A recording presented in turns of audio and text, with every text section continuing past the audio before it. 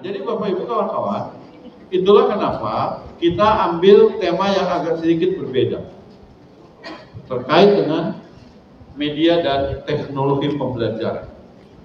Jadi Pak Kadis, Pak Kabid, teman-teman nanti akan kita perkenalkan. Pertama dengan platform yang kawan-kawan bisa mengikuti secara daring. Jangan sampai ada istilah guru-guru di Indonesia, guru TK khususnya dan guru PLB ya, kalau di tempat saya kan dulu itu tidak berkesempatan ikut pelatihan. Jadi kalau amanat Pak Sawal Gultom, Profesor Sawal Gultom, mantan Dirjen PMPTK waktu itu di launchingnya K13, bahwa kalau bisa semua guru itu dilatih. Oke, Bapak Ibu, ini kita hari ini itu baru ulang tahun PGRI. Mudah-mudahan PGRI menjadi organisasi yang tumbuh semakin dewasa, menjadi bagian dari upaya transformasi pendidikan Indonesia dalam menyongsong generasi emas, bergerak membangun generasi emas. Saya mohon maaf juga tadi telat sekitar 10-15 menitan. Saya ke sekolahnya Abai duduknya yang benar. Nah, ini Abai, ini itu anak yang viral di YouTube-nya Kang Deddy Mulyadi. Abai, tukang jualan bala-bala. Tukang jualan bala-bala, saya kunjungin ke rumahnya, ke sekolahnya, saya jemput, saya antar ke sekolahnya, saya cek gimana kemampuan berhitung, kemampuan membaca, kemampuan baca tulisnya, kemampuan baca Al-Qur'annya. Baru sampai Iqra 4 ya, Bay? Oke. Biar saya tes di jalan, kalau 1x1, 2x2 kayak gitu agak kelepas. Tapi Bay, Abai jualan bala-bala satunya berapa? 1.000. Saya beli 8 berapa? 8.000. Cepet. Baik. Kalau saya beli bala-bala Abai, saya beli pakai uang 10 ribuan, saya kan tadi 8.000 belinya ya. Abai kembaliin berapa? 2.000. Cepet. Gitu. Baik, kalau bola-bolanya jadi 2.000 terus saya beli 5, jadi saya harus bayar berapa? 10.000. Cepet. Tapi kalau baik 5 kali 2 berapa? Mikir. Nah, ini yang harus kita rubah. Ini yang kemudian di Merdeka Belajar di HOT itu, soal-soal itu kan harus seperti itu. Pak Agus tadi bilang harus berbasis itu. Pengalaman sehari-hari, apa yang bermakna bagi siswa. Ini kan matematikanya udah terapan, kalau Abai itu pinter ngitungnya. Tapi kalau ditulis 1x1 dia bikin muter. Tapi kalau sudah ngomongin duit dan bala-bala, dia pas bisa. Nah, ini nanti jadi bahan pemikiran kita bersama. Dan saya buka-buka itu soal-soal yang hot itu udah seperti itu kok sekarang. Udah bercerita kontekstual, anak bagaimana berubah. Nah, ini kita sedang gencar-gencarnya untuk melakukan transformasi dalam bidang pendidikan. Nah, maka apa? Maka IGTKI, maka sekolah-sekolah itu harus menjadi bagian dari transformasi tersebut, menjadi gerakan bersama, bergerak itu tidak bisa setengah-setengah, nggak bisa sepotong-sepotong, semuanya harus bergerak menuju generasi emas. Sekolahnya, orang tuanya, desanya, bupatinya, kepala dinasnya, DPRD-nya, semuanya sampai ke masyarakatnya harus bergerak semuanya agar transformasinya berjalan cepat, agar sekolah-sekolahnya sekolah-sekolah itu harus bisa merefleksikan apa yang sedang kita lakukan hari. Jangan-jangan TK-TK kita semakin menjauhkan anak-anak dari persoalan kehidupan, bahkan melahirkan permasalahan baru. Tugas utama mendidik itu ada di siapa? Orang tua. Sekolah-sekolah hanyalah membantu. Begitu. Sekolah-sekolah hanyalah membantu.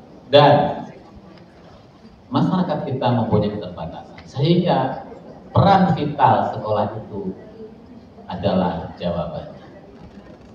Nah, sekarang Semuanya tergantung pada kita. Generasi emas ini hanya akan bisa menjadi emas anak-anak kita yang sekarang sekolah di TK-TK ini, di PAUD itu. Bisa menjadi generasi emas? Bisa. Kalau apa? Kalau bahan-bahannya, prosesnya adalah proses untuk mencetak emas. Maka generasi emas akan sangat tergantung kepada apa? Akan sangat tergantung apa yang ia pelajari di sekolah-sekolahnya. Sangat tergantung pada apa yang ia lihat sehari-hari di lingkungannya. Akan sangat tergantung pada apa yang ia makan sehari-hari. Akan sangat tergantung pada apa yang ia minum setiap hari. Dan bagaimana dengan sekolah kita hari ini? Ini transformasi-transformasi yang harus kita lakukan ke depan. Apakah anak-anak kita setiap hari sudah makan makanan yang sehat untuk menjadi generasi emas? Jangan-jangan kita ngomong generasi emas nanti yang jadi kaleng. Generasi kaleng. Sebab apa? Makanannya kaleng, bukan makanan emas. Minumannya kaleng, bukan minuman emas. Maka siapa? Tadi Pak Agus sudah menyampaikan, kalau sekedar hanya mencari informasi dan pengetahuan, guru-guru bisa melihat di internet, di Google, semuanya udah kebagian akun belajar ID, bener kan? Udah kebagian? Udah diaktifasi? Udah dimanfaatkan? Ada yang udah, ada yang belum. Baru ditolak. Ini penting. Pemerintah sudah semakin mempermudah kita nih. Semakin mempermudah kita. Ada platform guru mengajar, itu di situ udah bisa kita belajar mandiri, gitu. Dan anak-anak kita juga sama seperti itu. Kalau sekolah hanya berfungsi untuk mentransfer ilmu pengetahuan, mentransfer informasi, kita akan kalah cepat dengan Pak Google dan Bu Google. Tapi apa kemudian yang harus kita lakukan di sekolah-sekolah, di TK-TK? Yang harus dilakukan adalah bagaimana kita menguatkan itu, apa yang kita arahkan menjadi profil pelajar Pancasila itu. Gitu. Menumbuhkan itu. Maka apa? Sekolah-sekolah hari ini sudah mulai mengajarkan bagaimana cara makan yang sehat kepada anak-anaknya, minum minuman yang sehat, ulah nepi ka sakola TK. Jadi rajin jajan. Begitu? Karena apa? Di sekolah-sekolahnya anak-anaknya gak didoktrin, gak diajarin perubahan wawasannya tentang makanan itu harus seperti apa sih? Jajan itu apa sih? Maka apa? Sejak 2015 kita sudah perintahkan ke semua sekolah agar setiap anak di sekolah di Purwakarta bawa bekal makanan ke sekolah yang diolah oleh orang tuanya di rumah. Dan saya minta semuanya melakukan itu. Karena apa? Itulah pembentukan karakter kita. Agar apa? Yang dimakan oleh anak-anak kita adalah makanan yang sehat, yang diolah oleh ibunya, yang ibunya memasaknya dengan penuh kasih sayang, yang dari situ energinya masuk ke mulut anak-anaknya. Airnya pasti air bersih yang direbus 100 derajat oleh ibunya dan mendidih, maka air yang dibawa di kempis itu adalah air yang sehat, yang siap diminum, dan itulah air emas yang akan menjadi generasi-generasi emas kemudian. Gitu. Maka apa? Maka jajanan di sekolahnya harus mulai dikendalikan oleh TK-TK ini. Jangan sampai di rumah anak-anak nggak pernah jajan ketika belum sekolah TK, SD, dan SMP. Ketika masuk TK dan SD dan SMP, anak-anaknya setiap hari minta uang jajan. Maka apa? Maka ini menjadi antitesa dari kaisar sekolah sebagai pusat peradaban.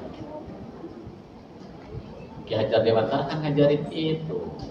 Hakikat pendidikan adalah bagaimana guru-guru, bagaimana sekolah-sekolah harus menjadi persemaian yang baik.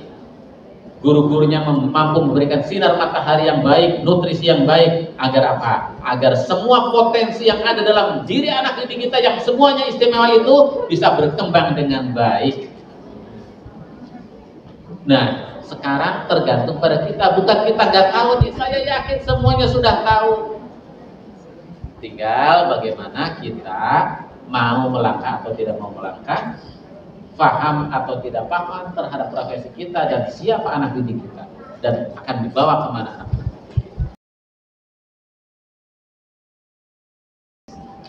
Nah, Bapak Ibu, saya pengen kita di Purwasukasi ini semuanya bisa menjadikan lembaga pendidikan kita menghasilkan anak-anak yang nanti ketika tamat TK, tamat SD, tamat SMP, SMA itu tidak seperti anak sekolah yang digambarkan oleh PSDK. Dia melihat jagung, dia gagap, dia tidak bisa menjadikan jagung itu sebagai sumber inspirasi kemandirian, sumber inspirasi perjuangan hidup, begitu. Yang dia memandang jagung itu tidak bermakna apa-apa karena setiap hari dia hanya baca hafalan rumus-rumus yang tidak bisa dilaksanakan setiap hari di lembur, asup ke kota, nongkrong di kafe, pesen minuman keren, hari daun seret nyaho pesen lemon grass, padahal di buruan di mana ayah. Kenapa seperti itu? Sekolah-sekolah kita tidak berdasarkan kearifan lingkungan. TK-TK-nya, sekolahnya, SD, SMP-nya, ketika belajar biologi tidak pernah keliling. Nanti penggunaan media, teknologi pembelajaran, membuat media pembelajaran pakai aplikasi Canva. Maka bawa dulu kelilingnya, keliling anak-anaknya sama guru-gurunya, scanning dulu lingkungan kita, lihat. Tadi jangan sampai hari di buruan sakolana cecenet jeung tangkal sereh, nu digambar tangkal stroberi jeung apel.